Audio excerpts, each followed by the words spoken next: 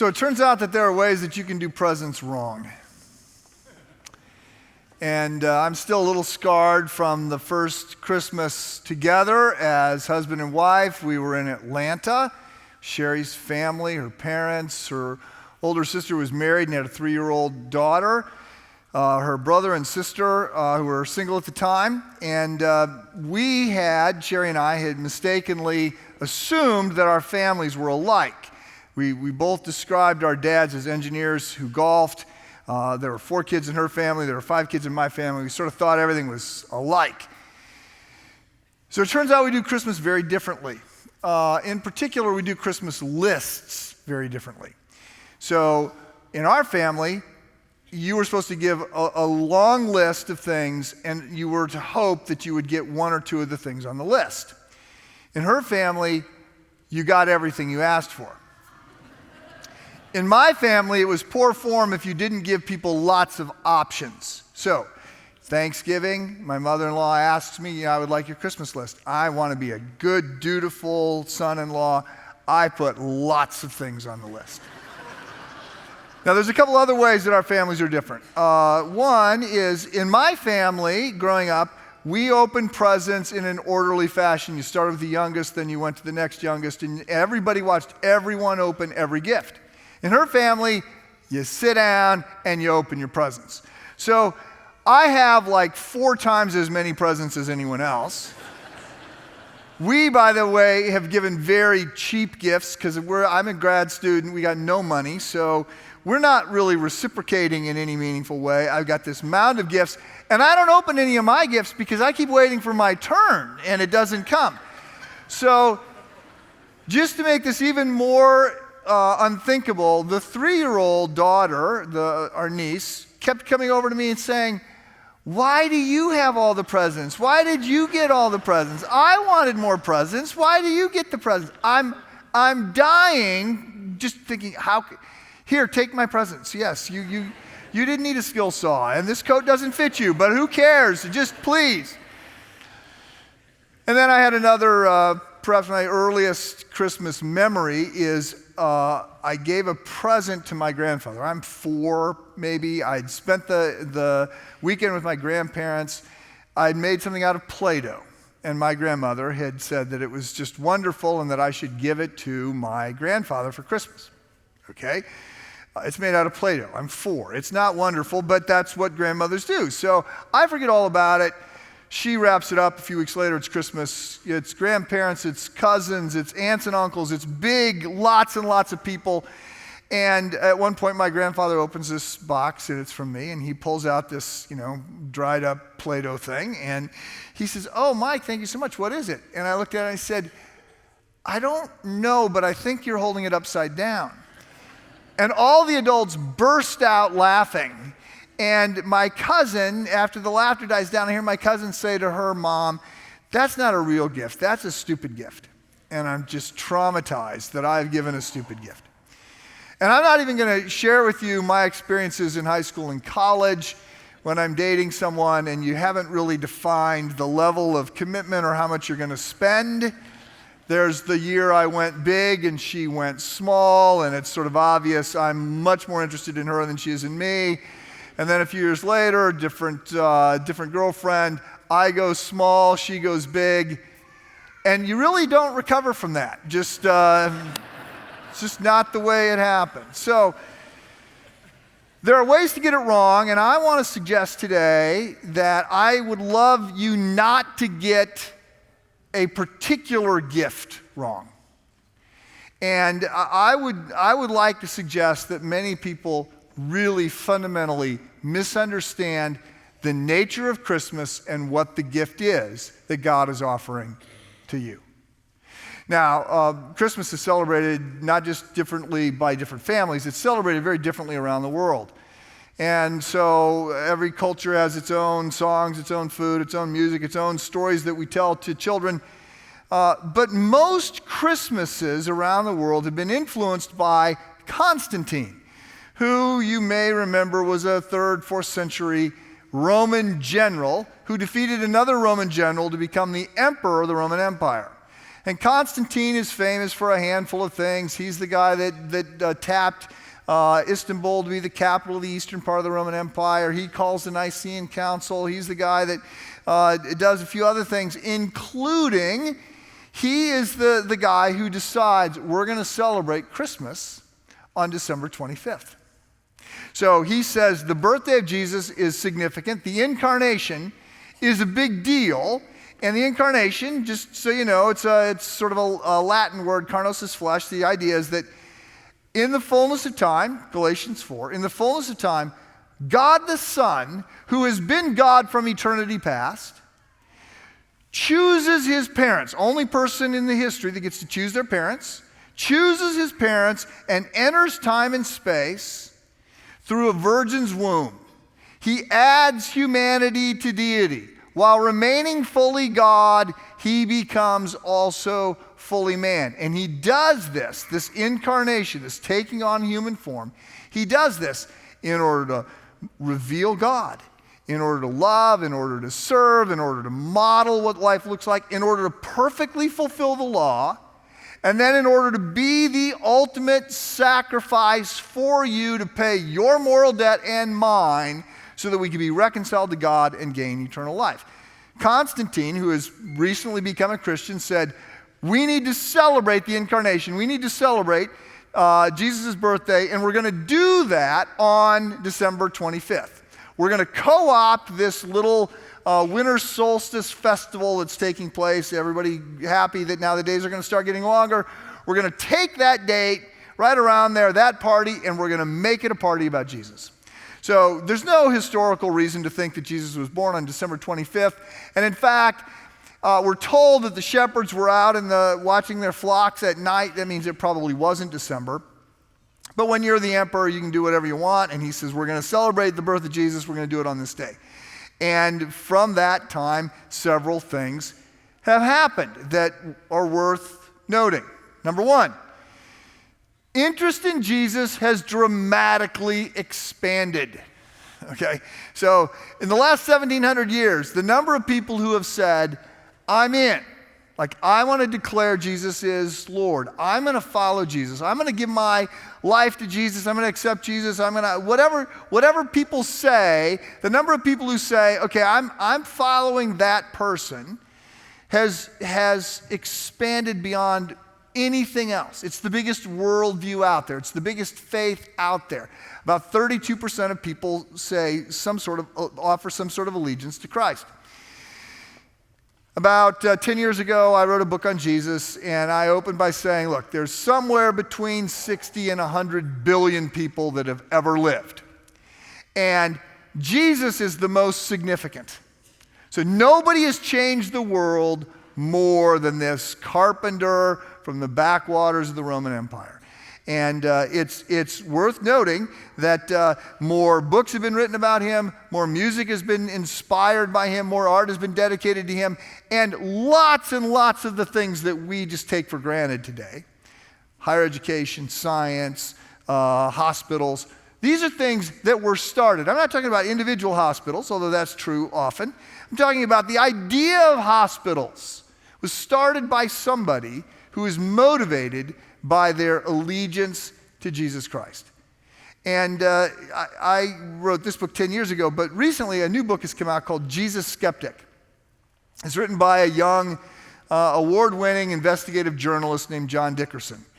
And Dickerson said, okay, I've just completed my 10-year study. He goes, I'm an investigative journalist. I'm a skeptic. That's what investigative journalists get trained to be, is to question everything. He said, so the fact that somebody tells me something doesn't mean anything to me. I need primary data. I need primary sources in order to accept something to be true. So he spends 10 years and says somewhat reluctantly, okay, I now have reached the conclusion that the things that I like most in the world, the things that I think are the most valuable, like human rights and the elevation of the role of women and the anti-slavery movement and higher education and all these things, the things that I really like were started by somebody who claims that their motivation was Jesus. And he said, additionally, I'm amazed that when I see the people who are sort of leading in a lot of these fields that I really like, the best, the most critical legal minds, the greatest historians and others, they're also stating that they're followers of Christ. He said, now I have problems with a lot of the followers of Christ, because I don't think a lot of followers of Christ actually are paying a lot of attention to what Jesus is teaching and saying. And I see a lot of things that I don't like, but I cannot get away from it. I'm now going in. I'm going to be a Christ follower. So lots of people are signing on. Christianity is the largest faith. It's the largest worldview. In the last 1,700 years, it has exploded. Second thing that has happened is that Christmas has become a really big deal. So you might have noticed. This year in the United States, we'll spend just less than $500 billion on gifts. And the celebration of Christ's birth, Christmas, it dominates December like no other event dominates any other month. And Christmas has its own food and its own music and its own clothes and its own songs. It's got its own colors. It's got everything. I mean, Christmas is huge. So Christmas has become this really massive thing. And the third thing that has happened in the last 1,700 years is a lot of people have failed to make the connection between Christmas and Jesus.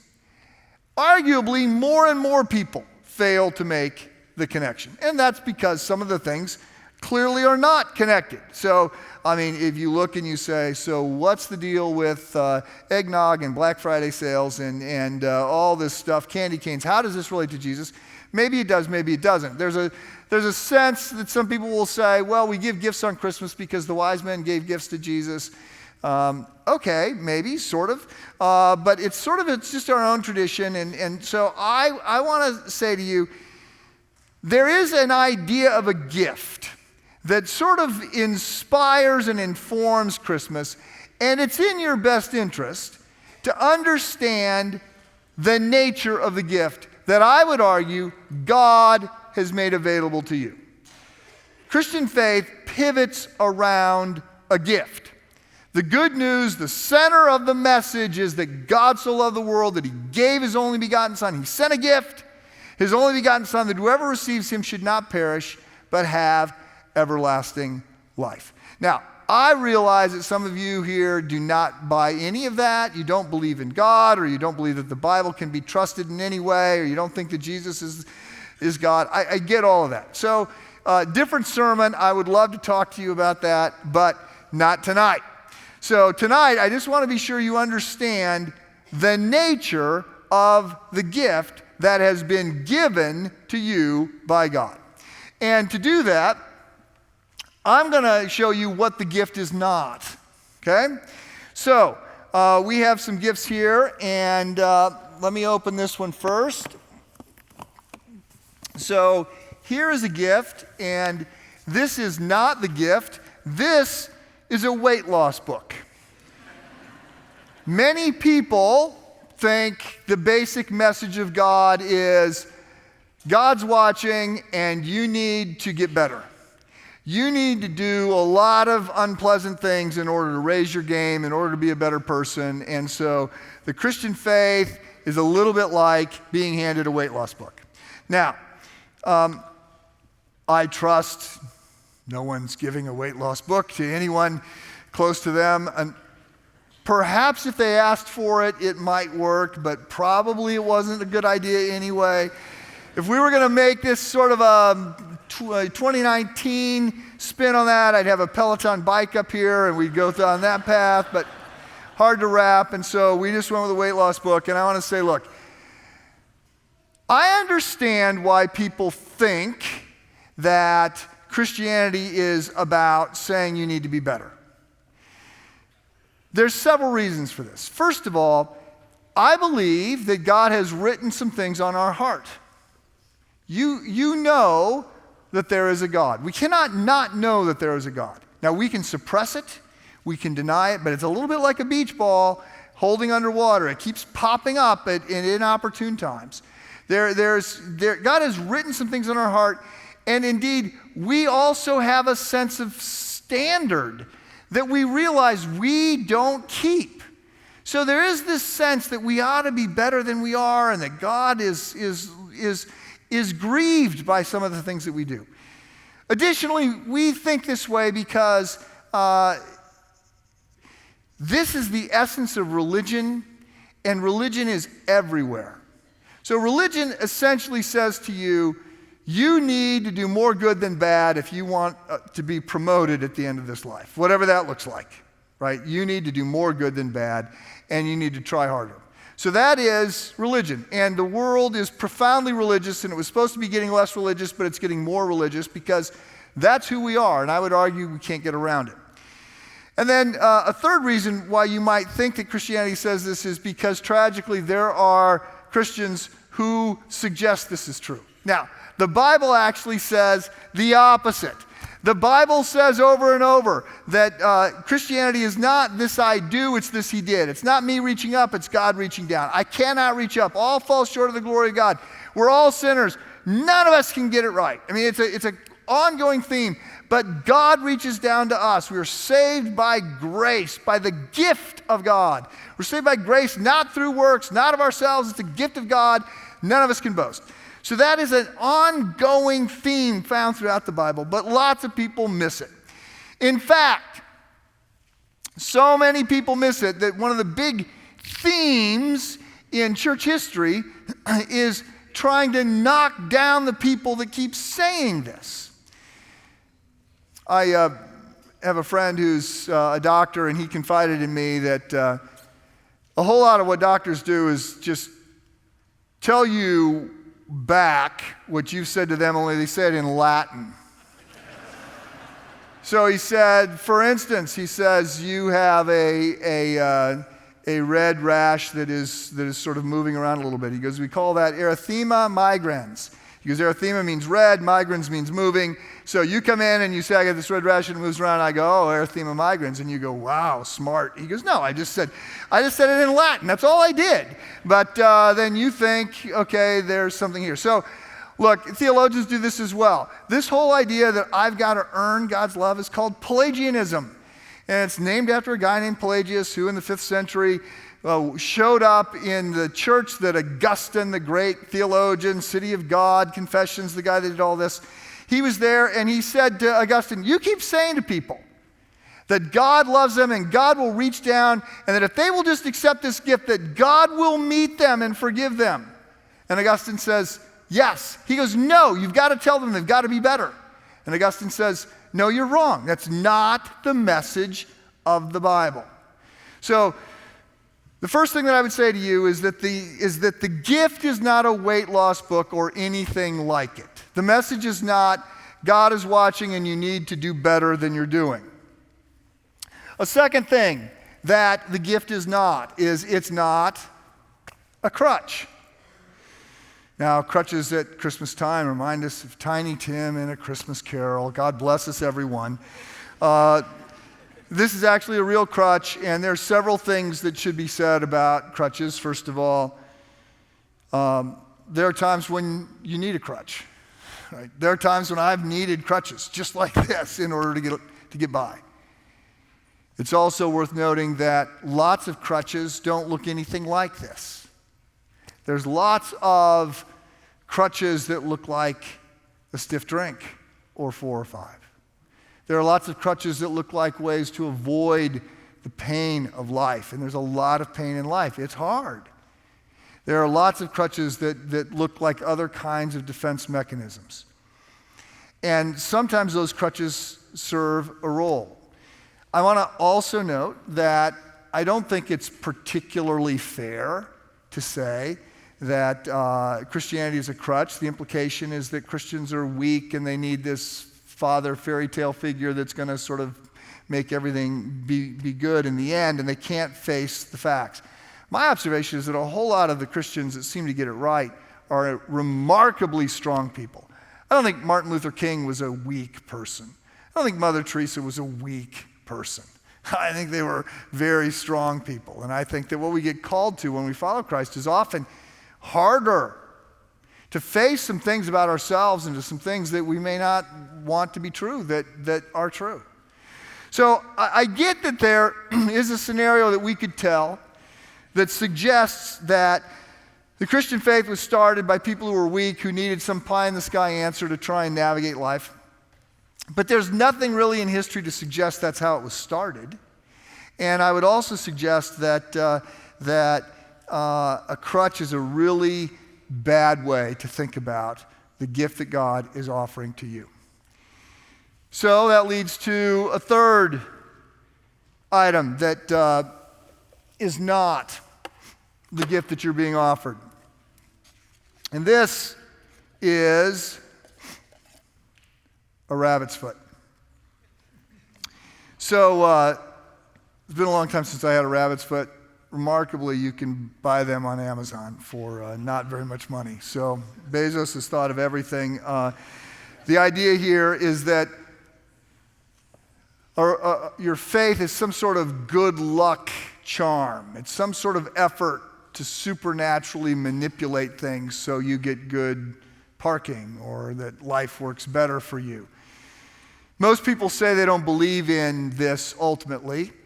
However, there's a lot of talk about karma, and there's a lot of good luck charms out there. I'm just back a couple weeks ago from Turkey, and in Turkey, they have this thing called the blue eye that supposedly wards off evil.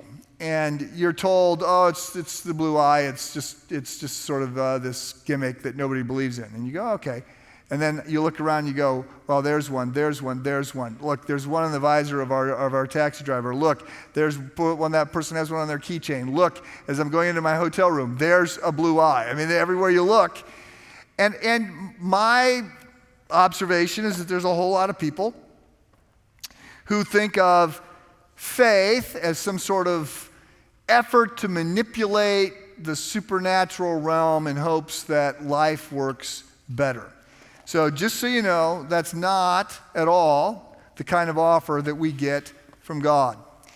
Which leads to the fourth gift that it is not. This is the book by Blaise Pascal, prominent mathematician, philosopher, and writer who was also a Christ follower, and he wrote a book of sort of insight. I want to say that the Christian faith is not an offer to give you great advice. There are books of advice. There are books of deep sayings, like Deep Thoughts. I'm not talking about the Saturday Night Live spoof with Robert Handy, Deep Thoughts. And I'm also not talking about the sort of imponderable kinds of things. People say, well, God is the sound of one hand clapping. I'm talking about the kind of insights we find from lots of different prominent people, Greek philosophers like Socrates, or other prominent religious thinkers like Buddha, Gandhi. There's a lot of advice out there. And I would say I am among those who think there's a lot of value in looking at old books that are full of advice because it helps us see things and understand things in ways we might not.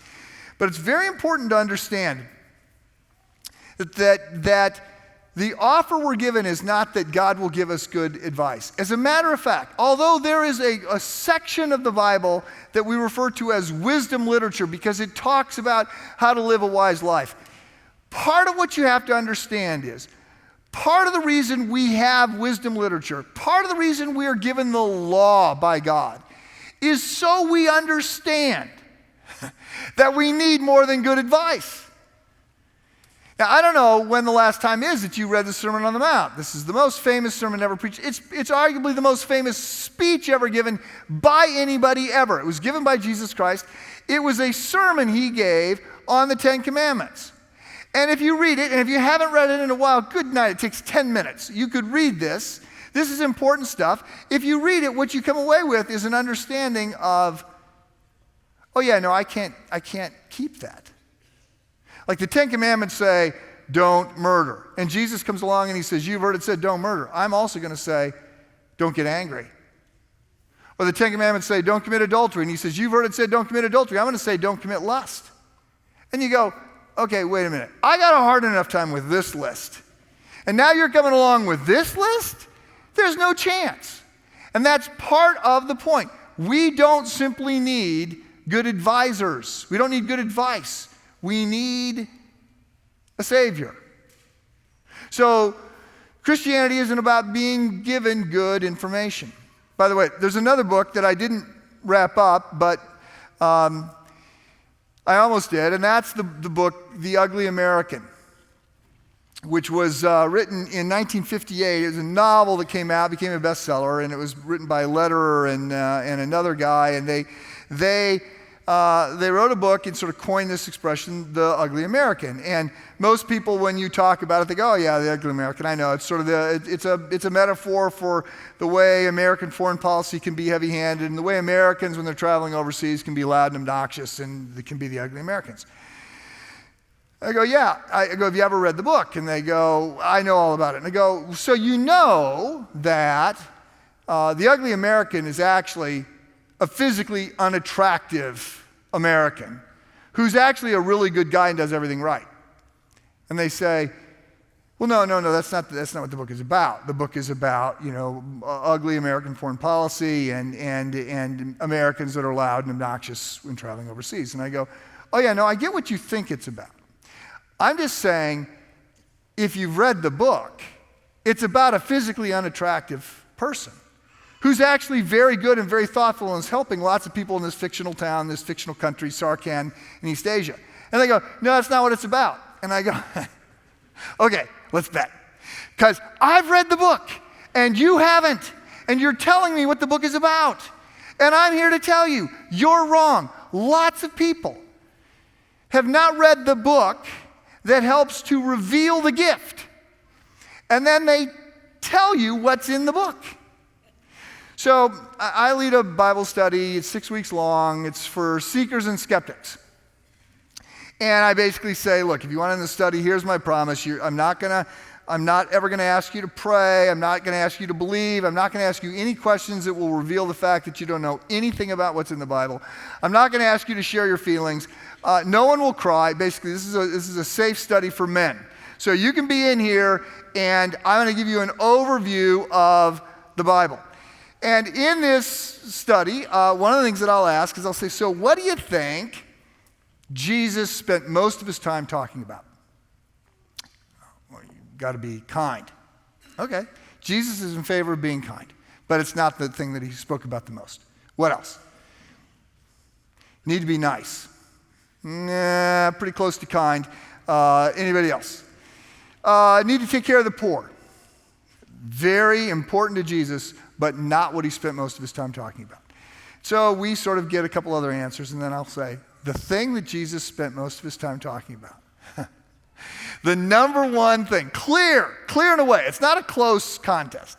The thing that Jesus spent most of his time talking about was himself. And he says, I am God. I am the light of the world. I'm the bread of life. I am the way forward. I am the way and the truth and the life. I am the creator of the world. I am the judge of the universe. He says all these things, and people are like, yeah, no, he's humble. I go, read the book. Yes, he's humble. He lives simply, but he makes incredible claims, which are either true or they're not. But it is at the essence of the gift. So if I claim to be a 59-year-old father of 3 boys, receding hairline, bad golf swing, married 35 years, you go, okay, sounds about right.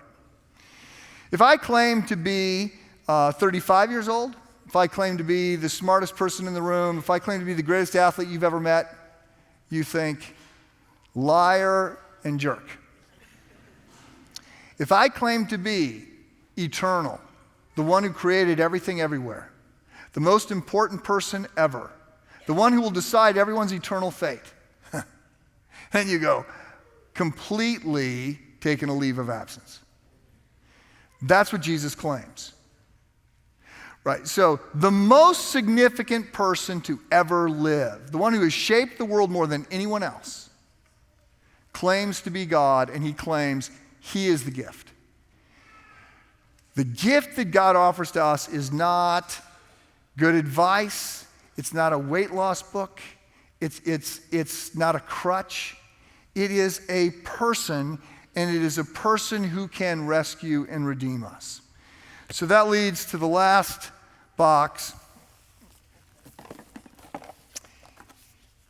Jesus makes 7 I am statements. I am the light of the world. I am the bread of life. I am the way, the truth, and the life. He makes 7 big I am statements. And one of them is he claims to be light. He claims to be the source of spiritual illumination, the way to understand who God is. And so the way we end this service every Christmas Eve is by seeing this light pass around the room. And it's symbolic of all kinds of things. But I want you to understand what you are being offered, and you will be offered the light, right, as it will pass down the aisle. What you're being offered by God, the gift that God is offering you, is himself. And that is forgiveness of sins, reconciliation to him, a call to be part of his family. It is a radical gift offer. That is what we celebrate at Christmas. So I'm going to invite those who are going to help light candles to come forward and the musicians to come forward. And I am lighting this candle from the center candle, which is the Christ candle of the Advent wreath. And we are going to see the light, which is a metaphor of Christ, spread throughout this room. The most amazing story ever told, I believe it's absolutely true, is that God so loved us that he showed up to rescue us. The gift is not encouragement to try harder. The gift is not a crutch. The gift is not good advice. The gift is not anything other than God himself, who showed up to die in our place.